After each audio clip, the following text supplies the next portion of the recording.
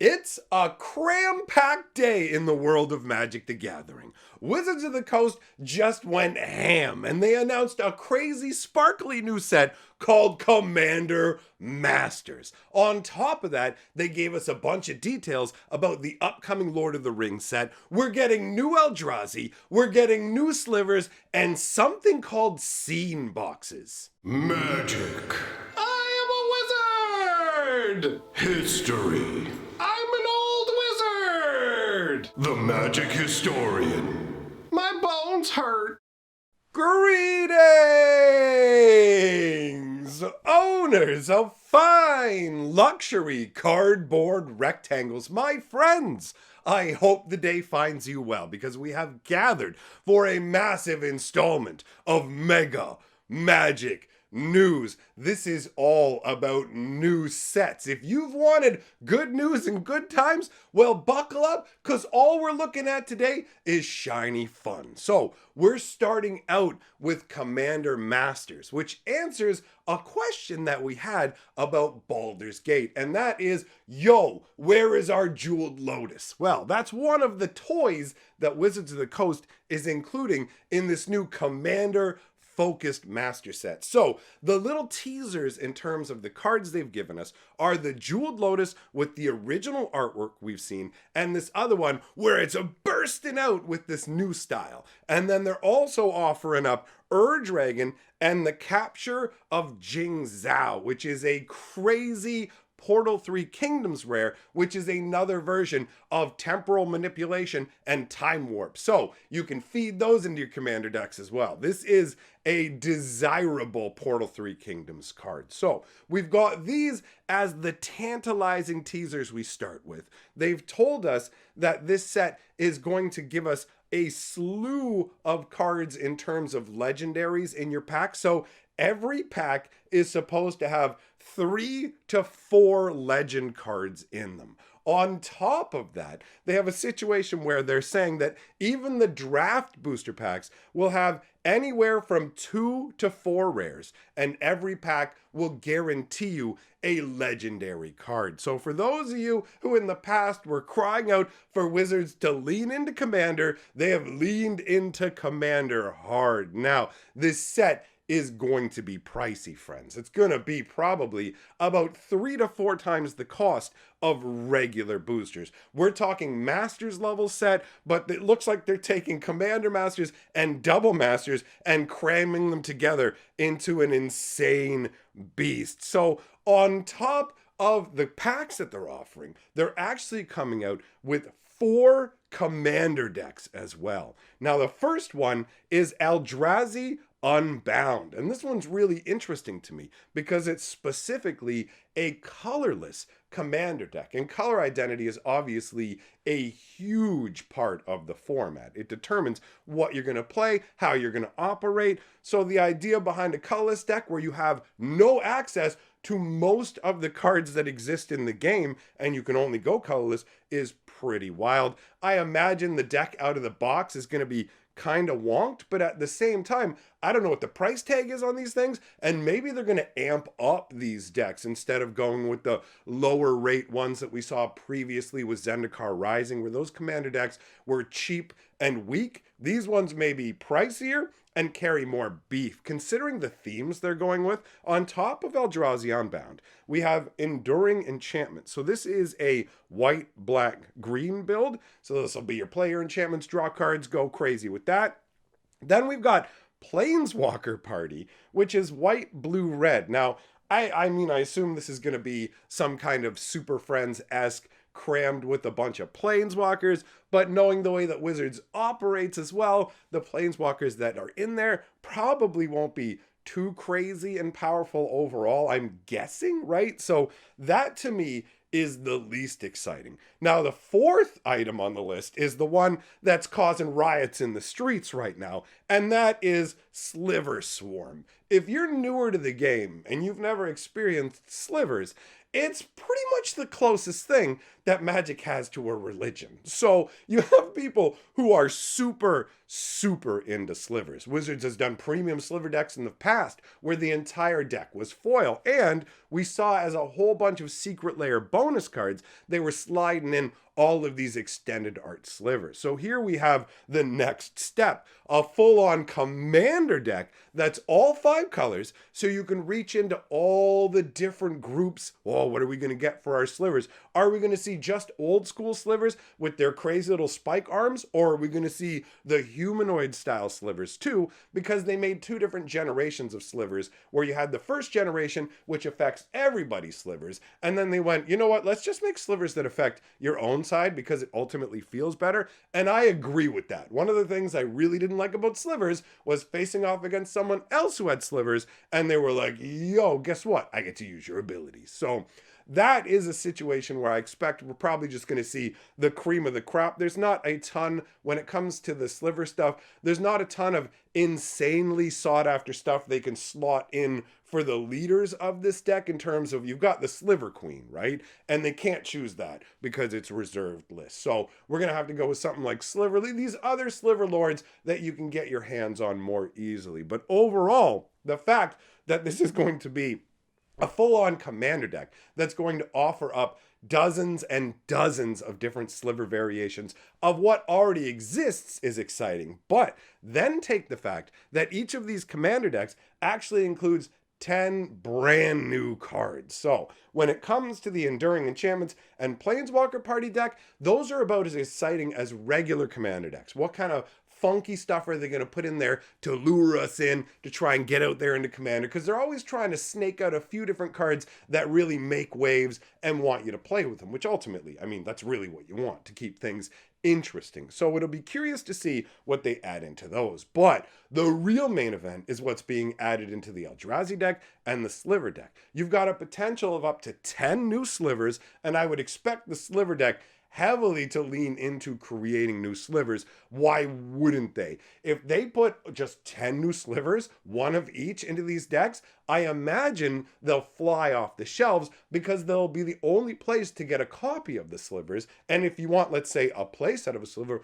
you'll need to buy 4 decks. Wizards is very cognizant of how much people love slivers. So I fully expect not only for those 10 cards to be laden with extra slivers, but for them to be powerful, desirable slivers. Now, when it comes to the colorless deck, I feel similarly. I feel like they're going to lean into putting a good number of Eldrazi in there because everybody loves the Eldrazi, right? There are very few people who don't like them. Maybe somebody who's gotten beaten down by Annihilator too much, but overall, the Eldrazi hit a whole bunch of different buttons. They hit the, yo, check out this gigantic Insano creature button for people like me who are just like, whoa, 12, yes, son. And then there's other abilities like, yo, take an extra turn. I can't be targeted by stuff. Oh, when I swing, your opponent sacrifices 5 cards. The Eldrazi appeal on many levels, including a flavor level, right? The Eldrazi are beings that are so powerful that they exist outside of the blind eternities. So you have the entire multiverse of Magic. Every plane exists within the blind eternities, okay? But if the Eldrazi were to fully enter the blind eternities, it would tear all of existence asunder. So the equivalent of an Eldrazi part reaching into the world, basically, when you see an Eldrazi, that's like the tiniest little fingertip of the actual Eldrazi being. They're crazy cosmic level horror insanos. I love it, right? So Wizards is going to lean in and they're going to make us some new Eldrazi toys as well. Ultimately, for me, that's some interesting stuff. Now, the next thing I want to talk about is set boosters for Commander Masters because they're an odd beast. We're moving up to having 16 cards in the set boosters. Now, I don't know if that's just because this is a different beast overall and they're doing that to accommodate the additional legendaries that are being put in there, or if this is just a move to really just say, hey, we're getting rid of draft packs. We're going to move the set boosters up in terms of the cards that are in them so we can boost the price up. It's hard to gauge when it comes to these side sets what it actually means in terms of main sets going forward. So This could just be a random experimental blip, the same way we're seeing with March of the Machines Aftermath. They're going to be doing like the 6-card booster packs as well. So it's probably just a foray into that. But overall, they're taking a bunch of different angles with this. Now, let's talk about Lord of the Rings, my friends. This is coming in June. I've always been a huge fan of Lord of the Rings, so I'm super excited to see what they're going to do. The flavor overall feels pretty sweet. So they're giving the full range of products for Lord of the Rings, right? We're getting draft boosters, set boosters, we're getting collector boosters. They're doing the jump start. Now, admittedly, that's a product that I'm not stoked about at all, because as far as I'm concerned, all of the jump starts that are associated with set releases instead of being an individual release are absolute garbage. And if you don't know what I mean by that, Jumpstart 2022 is an individual Jumpstart release that is not connected to a main set. But you have Brothers War Jumpstart, you have Dominaria United Jumpstart, and even though they're all called Jumpstart, they're not actually the same product. They're packaged similarly, but all of the Jumpstarts that are aligned with sets only have 5 different new rares that are actually in those Jumpstart packs, and you can get them in other boosters. So the Jumpstart packs are essentially just reskinned theme decks, and that hasn't changed. So as far as I'm concerned, the Lord of the Rings with these Jumpstart packs, that is going to be the one product that before even seeing it, I feel very comfortable saying, just ignore it. But continuing onwards, Lord of the Rings also gets commander decks. It gets 2 different kinds of bundles. It gets the gift bundle, and take a look at this gift bundle.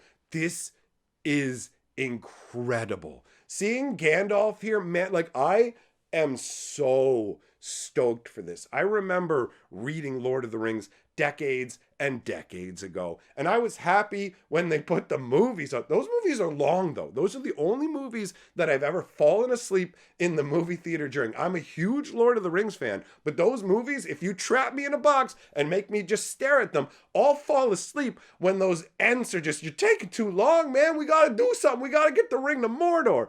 Anyways, seeing them on Magic cards, though, that's a totally different scenario. When I got into Lord of the Rings, that was when I found Dragonlance and all that stuff when I was just a teenager, right? Forever ago. I'm an old wizard for real. So you've got the scenario now where Magic the Gathering, the game that I played back when I found out about Lord of the Rings, is finally doing this crossover, and it's the perfect meshing of flavor, right? We're not talking about going with The Walking Dead or Stranger Things, or anything set in the modern world. We're talking about full-on, proper, high fantasy, elves and swords and sorcery, and it feels so good. So, continuing on with the products, one of the things that Wizards lists after Secret Layers is scene boxes. And this is the first time in Magic's history that we've ever heard that terminology. I actually read it again and went, wait, what is a scene box? And I went and looked, okay, is there anything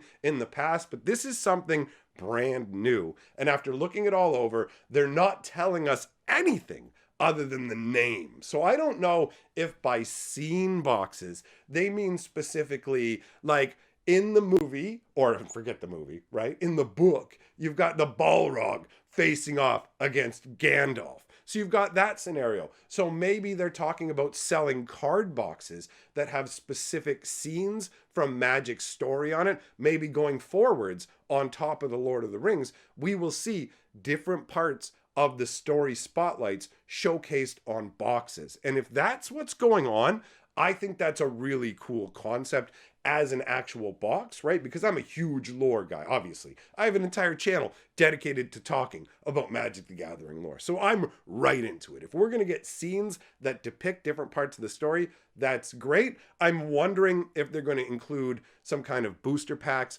or anything along that line. I imagine they're not just going to be selling empty boxes, but either way, being given more options instead of just, usually when a set comes out, it feels like they pick one piece of art and you can get it on Ultra Pro binders, boxes, and everything, but it's pretty limited overall. Maybe sometimes they pick a handful. I don't know. Maybe it just feels that way. But the Lord of the Rings is also going to feature a serialized card Can you guess what it'll be? The One Ring. I have to admit, that's actually a really cool concept. In terms of creating like your chase rare, trying to get a ring, I don't know. I think I heard, now this part I didn't see anywhere, so this might just be a fever dream or something I heard, but I think they might be making like 1,000 of them. That is not, I couldn't find that written anywhere. I went back over all my notes and over all the information. I'm like, where did this 1,000 come from? There's not, okay, so that completely could be made up. Now, the Lord of the Rings is actually going to be coming to Arena as well. All of the cards will be brought in and they're going to be historic and alchemy legal, which I feel like it's a weird beast, right? So it'll be interesting to see how that plays out. That's cool for Arena players who don't normally get access to these side products. But overall, that's all the news that I have to cover today. If you want to come and hang out in the live stream, I'm doing one tonight, so I'll leave a link for you down in the comments section. Thanks for coming by. Big shout out to all my patrons, and I will see you all for the next video.